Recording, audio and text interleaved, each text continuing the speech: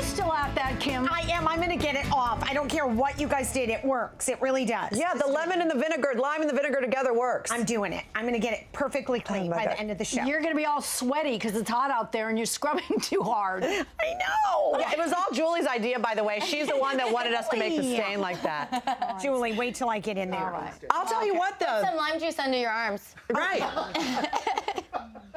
I mean, Julie smells amazing. She smells like a margarita over here. You know what, Julie, as a goodbye gift to you for visiting us, we're going to give you a big basket of limes to take with you and some baking soda. And some vinegar. Thank you so much. You fit in so well here. Thank you for having me. Oh, yes.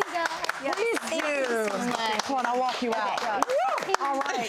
While Debbie is walking Julie out, I wanted to let everybody know that today we're going to be talking about parental oversharing, and we have three moms weighing in on this subject. We have author Karen Rizzo, we have style expert Anya Sarr, and our very own Dr. JJ Levenstein, and they all have shared stuff of their children on social media. I know I have. Debbie, you have. too. You don't even have your baby yet, but you did. I did. With the ultrasound. With the ultrasound, of your baby. yeah. And Mark has done the same thing. Now, and we're all guilty of that. And Karen, your new book, Famous Babies, is something that takes a topical look on parental oversharing in a fictional account. Yeah. All right. So why did you decide to write this book? Well, I'd been writing about my kids since they were born, and for articles in newspapers and magazines. And one article in particular was about lists and how you could see like the arc of a life through lists. And out of that article became a book. And the book was about lists and the stories within the lists and behind them. And of course, I wrote about trying to get pregnant and being pregnant. I wrote about my kids, and I wrote about them till they were about a year. One was a year and one was about 5 years old. And the book came out, and it was right about the time the social mommy blogging thing was just exploding.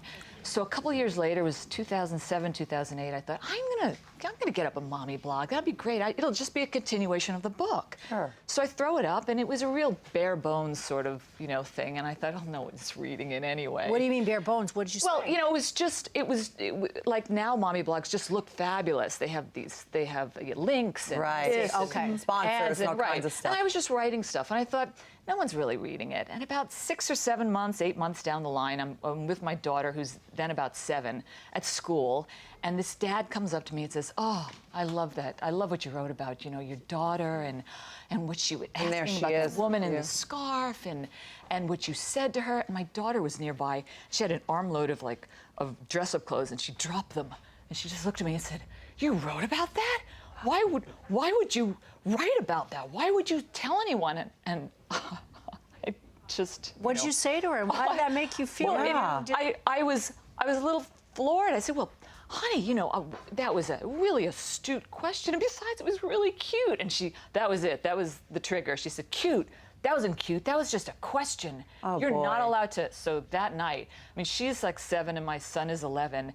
And, at that age, they're basically young enough that you're still clipping their toenails, but all of a sudden they're editors, but they're old enough to be Right, editors. exactly. And so the blog came down. And I thought, but I was so obsessed with the whole mommy blogging thing and what the kids would think. And I thought, oh, it's fiction.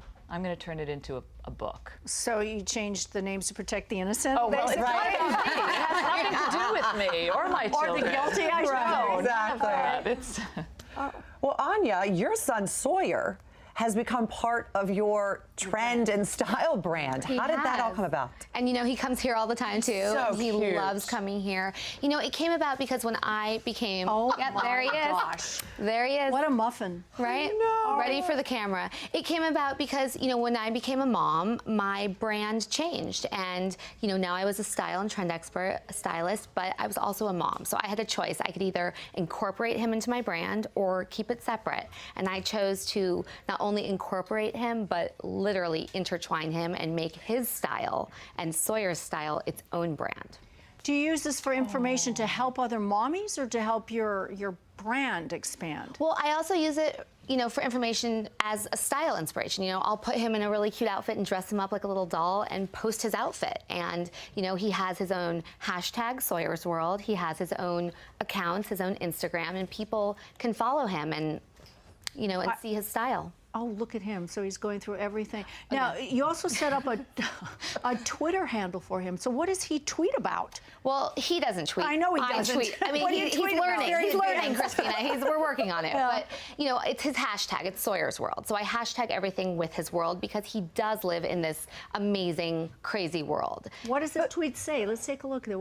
Give us an example there. Oh, it says Sawyer's World, aerobics and cake, just like Mama, Sawyer style, Sawyer's World. He was at Noel's second birthday party, and then it's his picture. Okay, now Anya, what do you say to the people out there? Because there are going to be some naysayers, there are going to be some people that think that this is not good. All the time. And they're going to say, you know, look at you, you're exploiting your child. I even got that from my own friends when I showed my ultrasound here on TV, and I put it on my Instagram, and I had my girlfriends, I was shocked, say to me, you shared your ultrasound. And I said, yeah, isn't that cute? And they were like, well, why would you do that? And I thought, I did it because I thought it was beautiful. Right. What do you say to the people that say this isn't safe for the kid? You know, why are you doing this? Well, you know, Sawyer's been a part of this and been out there since before he was born. You know, my baby shower was all over the place before we knew if he was a boy or a girl, before we knew he was Sawyer. So, you know, he had his first photo shoot when he was 5 days old. You know, we did a whole nursery spread, and I really look at it as he has this album to look back on of his life, and he has this. It's also a really good thing for, you know, all my friends and family around the world who want to see him and can just log on and see him. Karen, so you've been through the experience already of a backlash from your daughter. Yeah. Is this in Anya's future, do you think? You know, it's such a personal thing. It all depends on the kids. Some kids really love it. They just revel in it. And I was turning everything into a funny story. And my daughter and my son didn't think. It was too funny. funny. At some point, they said, it was like going. I felt like I was smoking in the bathroom, and they were the teachers, and they were catching me. They just kept, you know, they would catch me. And what will you do when it happens to you? You know, you know it will. You know, and I'm prepared for that. And maybe that's why I do it so much now, because I know my time is limited. But the second that Sawyer says, you know what, Mommy, I don't want to go to that red carpet event and pose on the red carpet. I don't want to go to that TV show. It's done. Dr. JJ, you have a similar story. You actually made your son part of your brand. Well, in a sense, because as a pediatrician, in order to be really authentic and to really relate to your patients, often I would tell them about my successes and failures with my own son and where he was at various stages in development. So their knowledge of who Max was grew over time. And as I befriended some of my patients and their families, that gateway opened even more. And so it bothered him when he was older, when we would be out in public and someone would approach us and ask about his newest girlfriend or whatever.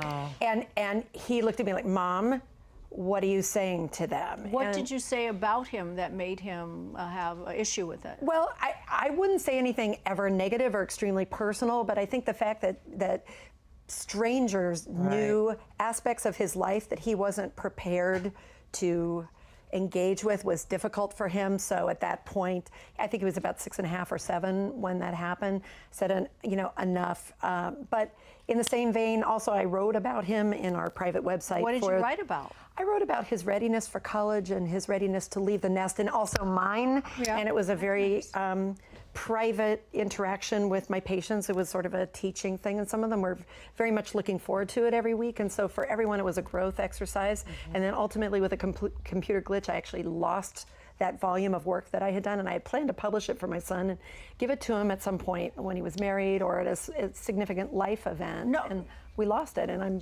sad about that. I didn't have Facebook. I didn't have social media to have it live forever, which is a blessing and a curse. Well, now that you know what the backlash was from your son, and of course, Sawyer is much too young for you to understand what was going on with him.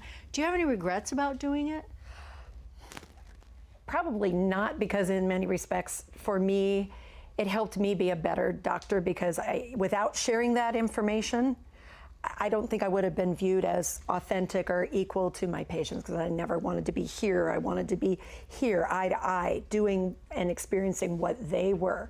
Well, when is it oversharing? I think it's oversharing when you're talking about what you see in the bathroom, and you're talking about personal, really personal things with them. I think for life experience and general joy, it's all good. It's a very fine line. It is. We're all walking on. And I think we all have to be sensitive. Yeah. Exactly. Yes. Very Final sensitive. thoughts on walking this fine line?